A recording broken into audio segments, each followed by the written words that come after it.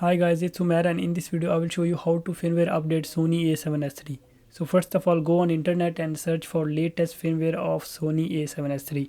When you'll search, it will show you something like this and click on the first link, and when you'll click on the first link it will take you to this page.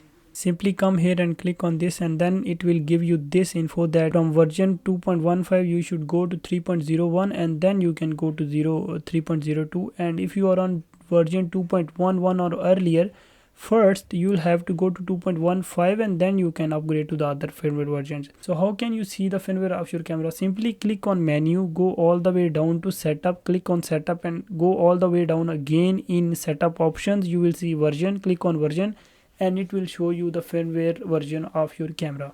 And when you know the firmware of your camera, just go down and click on, if you are Windows or Mac, whatever. I'm on Mac, I will click on Mac and it will go open a new page. I have the download here, but before downloading the firmware version I'll have to download the Sony camera driver so it can run the firmware. So to do that, what I will do is I will go down here and you can see Sony camera driver. I'll click on this, it will redirect to new page and I will click on download now. Download, and now it will be downloaded. After that you will have to install it and give it some permissions in your settings and you are set up with the Sony camera driver. Now we are ready to download the firmware version. Go back here and then I will click on download, all the way down and download, and then it will open a new page for me and I will have to click on download now without an account. I don't want to make any account, so there you go, it started downloading now. After that you will have to connect your camera through a USB-C cable with your laptop, and then you have to go to the camera settings, and in camera settings what you'll have to do is you'll have to go to menu and go all the way down, open it and then go all the way down again till you see USB.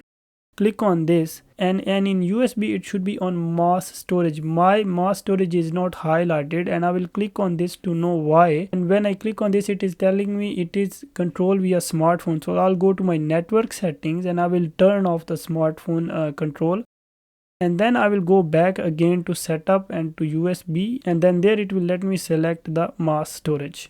Now you are ready to connect your camera with USB to your Mac or PC. But before that, let's just run the firmware update. So I will go in my downloads and I will click on this update firmware, and then first of all I'll have to go to 2.15 because mine was on 2.11, and I will put my password, do OK, and there you go. I will start. Now it's telling me you can connect your camera, turn on your camera and connect it. So I will go and connect my camera, and then it will check the version, and after that it will automatically reset the camera. When it will reset the camera, your camera will turn off and turn on, but the firmware update program will automatically detect it and you'll have to allow it again. Now it will start running the firmware update. So when it goes on run update, it means it's running the update now. Gonna take at least 15 to 20 minutes. It takes a lot of time, to be honest, and when it will be done you can finish, you can click on the finish. And if you want to update it further from 2.15 to 3.01, you'll have to click on the second firmware update and it will open and it will follow the same routine which you did for 2.15. So I hope this video was helpful for you. If it was, please give it a thumbs up and don't forget to subscribe for more amazing videos like this.